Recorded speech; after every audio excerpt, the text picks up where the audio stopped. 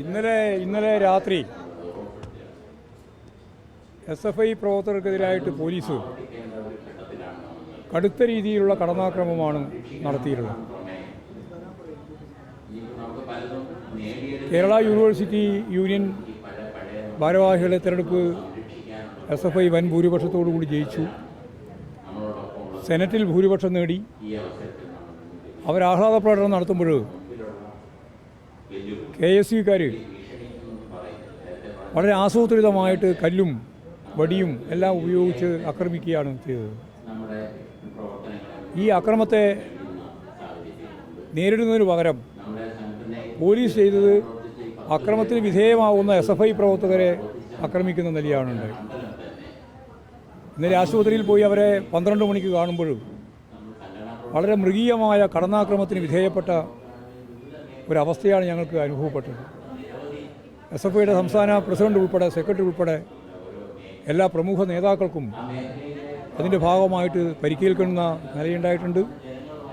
ഇത് തെറ്റായ ഒരു സമീപനമാണ് എന്ന് മാത്രമേ ഞാനിപ്പോൾ പറയത്തുള്ളൂ. വിദ്യാർത്ഥികൾക്ക് നേരെ, ജനങ്ങൾക്ക് നേരെ കടന്നാക്രമണം നടത്താനുള്ള ഒരു ലൈസൻസായി ഇടതുപക്ഷ ജനാധിപത്യ മുന്നണി ഗവൺമെൻറ് മാറി അധികാരത്തിലേക്ക് വന്ന UDFന്, പ്രത്യേകിച്ച് പോലീസിന് നൽകുന്നു എന്നുള്ളതാണ്. എറണാകുളത്ത് കുന്നത്ത് ഉണ്ടായിട്ടുള്ള സംഭവം എടുത്ത് പരിശോധിച്ച് നോക്കിയാൽ, ഇവിടെ എടുത്ത് പരിശോധിച്ച് നോക്കിയാൽ നമുക്ക് കാണാൻ സാധിക്കുന്നത്. അതിനെതിരായ അതിശക്തിയായ പ്രതിഷേധം ഞാൻ രേഖപ്പെടുത്തുകയാണ്. എല്ലാവരും, കേരളത്തിലുള്ള ജനാധിപത്യ വിശ്വാസികളെല്ലാം ഇതിനെതിരായി, ഈ നിലപാടിനെതിരായി മാനസികമായ പിന്തുണ നൽകും എന്ന് തന്നെയാണ് ഞാൻ പ്രതീക്ഷിക്കുന്നത്. പെട്രോളിയം ഉൽപ്പന്നങ്ങളുമായി ബന്ധപ്പെട്ട് വലിയ വിലവർധന, ചരിത്രത്തിലില്ലാത്ത രീതിയിലുള്ള വിലവർധനവാണ് വന്നു ചേർന്നിട്ടുള്ളത്. 10 ദിവസം കൊണ്ട് 4 പ്രാവശ്യം വില വർദ്ധിപ്പിക്കുകയാണ്. ഇനിയും വില വർദ്ധിപ്പിക്കുമെന്നാണ് ഇപ്പോൾ പറഞ്ഞുകൊണ്ടിരിക്കുന്നത്. പെട്രോളിൻ്റെയും ഡീസലിൻ്റെയും വില ക്രമാതീതമായിട്ട് വർദ്ധിക്കുന്നു എന്നുള്ളത് അത് ഇന്ത്യയിൽ അങ്ങോളം ഇങ്ങോളമുള്ള മനുഷ്യരെ, അവരുടെ ജീവിതത്തെ വളരെ ഗൗരവതരമായിട്ട് ബാധിക്കുന്ന പ്രശ്നമാണ്. അതിനെതിരായിട്ടുള്ള അതിശക്തിയായിട്ടുള്ള പ്രക്ഷോഭവും അതുപോലെ തന്നെ കേരള ഗവൺമെൻറ്റിന് ചെയ്യാൻ സാധിക്കുന്ന കാര്യങ്ങൾ അവർ ചെയ്യും എന്ന് മുമ്പ് പറഞ്ഞാണ്. അതൊക്കെ ചെയ്യണം എന്ന് തന്നെ ഇന്നത്തെ സന്ദർഭത്തിൽ പറയണം.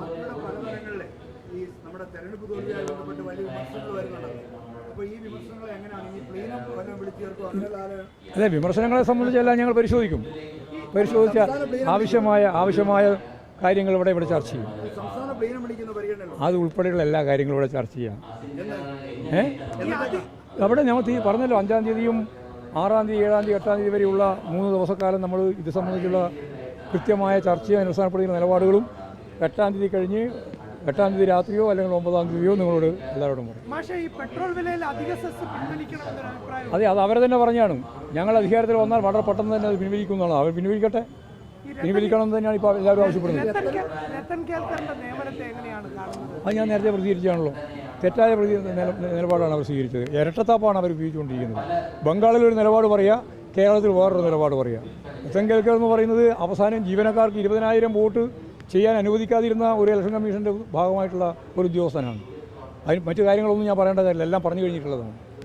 തികച്ചും തെറ്റായ നിലപാടാണ് സ്വീകരിച്ചിട്ടുള്ളത്.